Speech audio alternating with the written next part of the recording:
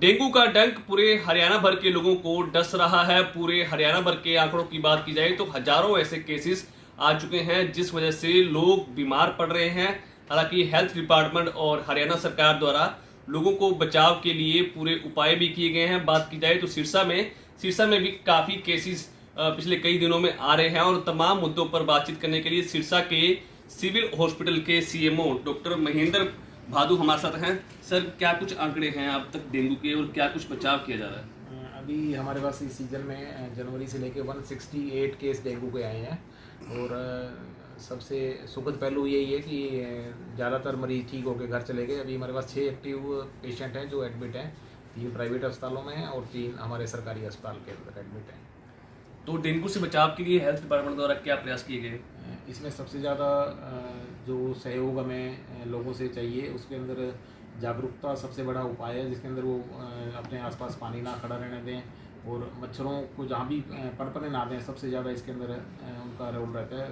विभाग की तरफ से लगातार नगर पालिका से और गाँव के जितने भी सरपंच वगैरह के सहयोग से फॉगिंग भी करवाई जा रही है और पानी को रुकने के लिए जो गड्ढे वगैरह हैं उनको भी भरवाए जाते हैं और बार बार फॉगिंग जो 3 या 4 बार कई जगह जहाँ केस मिले वहाँ तो 4 बार हो चुकी है। इस तरह से लोगों की सहयोग से ही हमें सबसे ज़्यादा इसमें राहत मिल सकती है। तो बात की जाए तो सरकारी अस्पतालों प्राइवेट अस्पतालों में किस तरह के प्रबंध किए गए?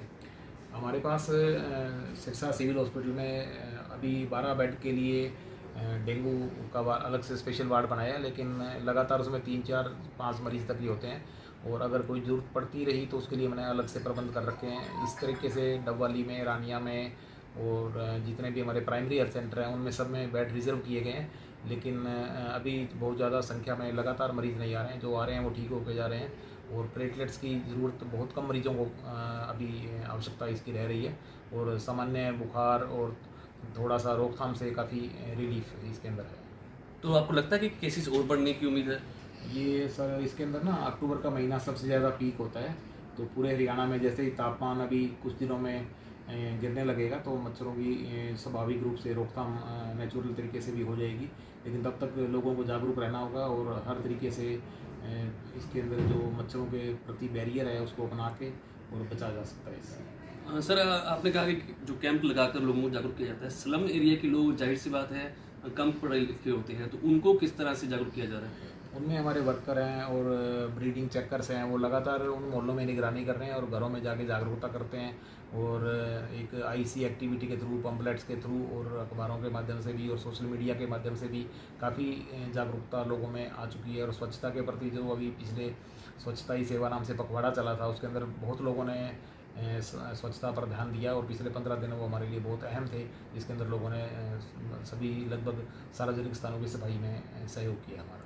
एक अंतिम सवाल पूछना चाहूँगा, डेंगू का डंक यहीं तक सीमित रहे, आगे ना बढ़े, उसके लिए आप लोगों से क्या अपील करेंगे? मैं सभी सिरसा क्षेत्र के निवासियों से अपील करूँगा कि वो हमेशा स्वच्छता पे ध्यान दें और कहीं भी जो भी पानी है उसको खड़ा ना रहने दें ताकि मच्छर पनपे ही ना, और उनके सहयोग से ये सब बहुत जल्दी हम इस जो बीमारी चल रही है उस पर निजात पा लें। बहुत बहुत धन्यवाद। तो ये थे डॉक्टर महेंद्र भादु जो सिरसा सिविल हॉस्पिटल के सीएमओ हैं, जिनका साफ तौर पर कह रहे हैं कि डेंगू के अब तक 168 केसेस आ चुके हैं और 6 नए मामले आए हैं जिनका सिरसा के प्राइवेट अस्पताल और सरकारी अस्पताल में ट्रीटमेंट किया जा रहा है। साफ तौर पर डॉक्टर महेंद्र भादु का साफ तौर पर कहना है कि अपने आसपास की जो एरिया है वहाँ साफ सफाई का पूरी तरह से प्रबंध करें और इसको डेंगू को मिटाने के लिए, खत्म करने के लिए आम लोगों का सहयोग भी बहुत जरूरी है। सिरसा से विजय कुमार, इंडिया न्यूज हरियाणा।